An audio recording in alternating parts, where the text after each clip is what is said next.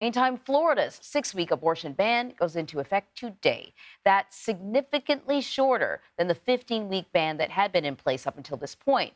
Now, almost every state in the South has restrictions on the procedure. In most of those states, it is nearly outlawed.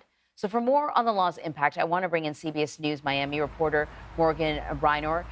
Morgan, let's talk about this. We talked about the fact that, in a way, Florida was kind of the last southern state to allow abortions up to 15 weeks. So, this doesn't just affect women and people in Florida, it affects women and people in the surrounding states as well. What does this law mean for women, and how does it compare to other states?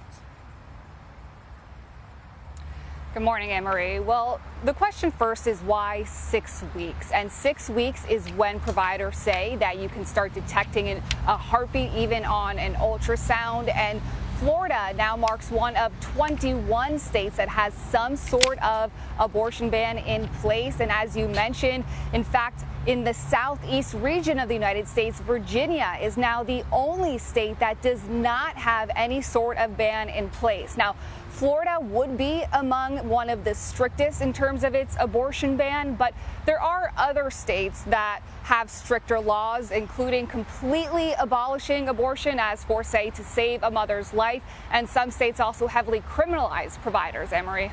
And yes, there are exceptions sort of on the books, but these exceptions, even if you sort of qualify, it still can be really difficult to get an abortion. Can we talk a little bit more about the other things that the law requires if you do qualify for an abortion?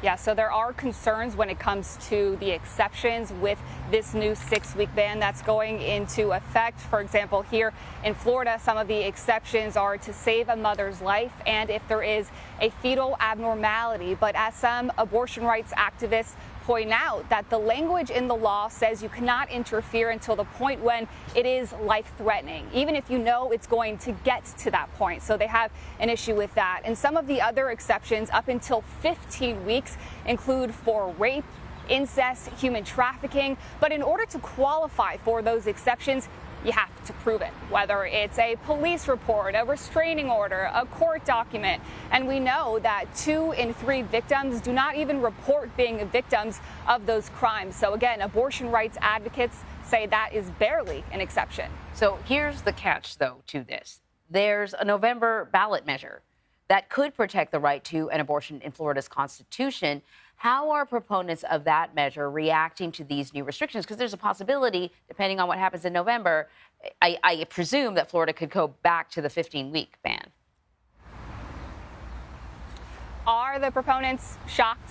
Absolutely not. They have seen this day coming. They have been dreading it, but they have also been preparing for it. For example, Planned Parenthood, they have doubled up their appointments over the last month so that they can see as many women as possible before this ban went into effect today. And Anne-Marie, I actually interviewed the woman behind the November ballot measure that would reverse the ban, and she told me that she does not see this not passing. She says in every state where they have given the option down to the voters, that voters have supported abortion rights. And she says it's no different here in Florida. She says in the state's history, there has never been a ballot measure that has gathered that many signatures so quickly. And she is hopeful that it will pass come November.